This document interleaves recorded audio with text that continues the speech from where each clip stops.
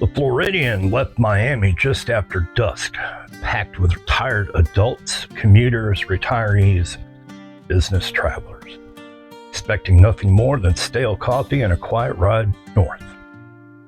No one noticed the man at first. He sat alone near the center of the coach, mid-40s, pale, sweating through his shirt. When the first sound slipped out, it was ignored. An accident, a mistake. Something everyone pretended not to hear.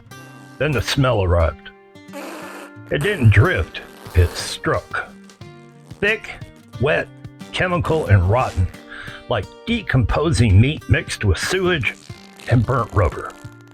It slammed into lungs before their noses could react, coating the back of the throat, triggering instant gag reflexes.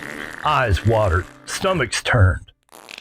A woman across the aisle vomited into her purse. A man stood, took one breath, and collapsed back into his seat, retching. People clawed at their faces, coughing like they'd been sprayed with tear gas. Then the man farted again. Louder, longer, worse.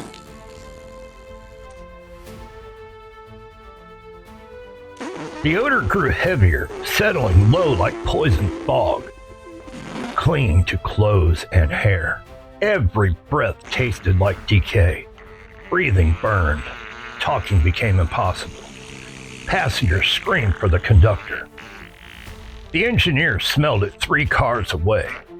They radioed dispatch immediately. Possible chemical or biological release, unknown origin. Requesting emergency medical assistance. The train went into emergency braking and rolled to a stop deep in the Florida swamp, far from any station. By then, the coach was nothing but chaos. People were puking uncontrollably, bile pooling in the aisle. Several passengers had passed out entirely, slumped sideways, gasping weakly. Others crawled toward the doors, coughing, eyes bloodshot, throats raw. And the man kept farting. It just wasn't normal.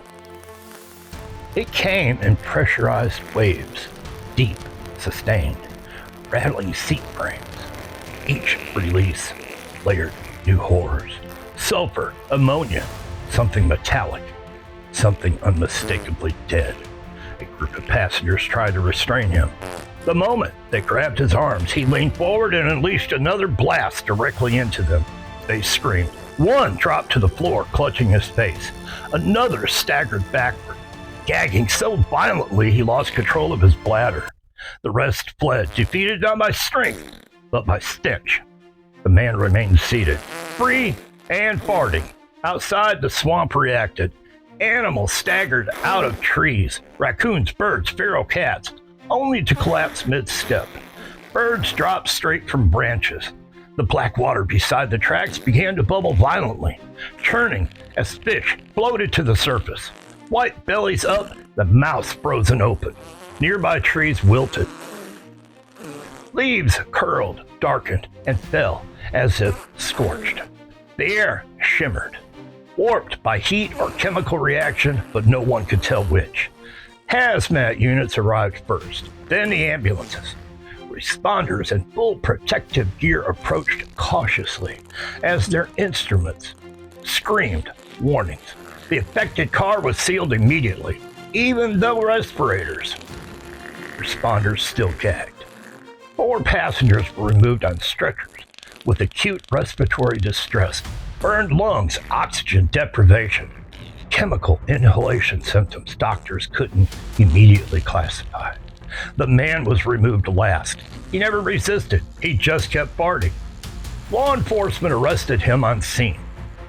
Charges were listed as terroristic farting and aggravated assault on law enforcement officers and civilians.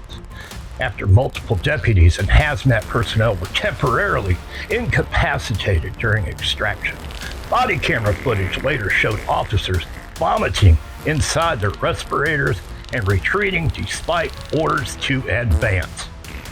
The official report labeled it as a biological event of unknown origin. The Floridian train was quietly retired. The stretch of swamp was sealed indefinitely. No animals returned. The water stayed black and motionless. Fish bones bleaching along the banks. The man never went to prison. Prison officials refused custody. Medical authorities declared him a continuing biological hazard. No facility could guarantee the safety of staff or inmates. Filters clogged, seals degraded, ventilation systems surrendered, so they built something else. A reinforced quarantine bubble was erected at a remote federal site, transparent and sealed, suspended slightly above the ground like a specimen jar. Inside, the air is constantly recycled, scrubbed, neutralized, but never fast enough. He lives there now, alone. The bubble never opens. Food arrives through mechanical locks. Waste is incinerated instantly. No human enters. Observation is done remotely through cameras that fog over from time to time. He continues to fart. There is nowhere for it to go. The gas fills the bubble, thickening, layering, fermenting. Instruments spike and stabilize. Spike and stabilize again. Scientists stop trying to name the compounds. Some readings don't match anything on record. They say he coughs now. They say his eyes burn constantly. They say he cries sometimes, though no one can hear it through the filters. He is forced to live inside what he created, contained, recycled, breathing it in over and over. A closed system, a perfect punishment. And on certain nights, when the wind shifts just right, technicians swear they catch a faint, distant scent outside the bubble. Impossible, unmistakable. They never get closer. And some horrors don't need further study. Hey y'all, thanks for watching Wendy's Mysterious Trains. You never know what you might get on Wendy's Trains. Much love, God bless, and peace out.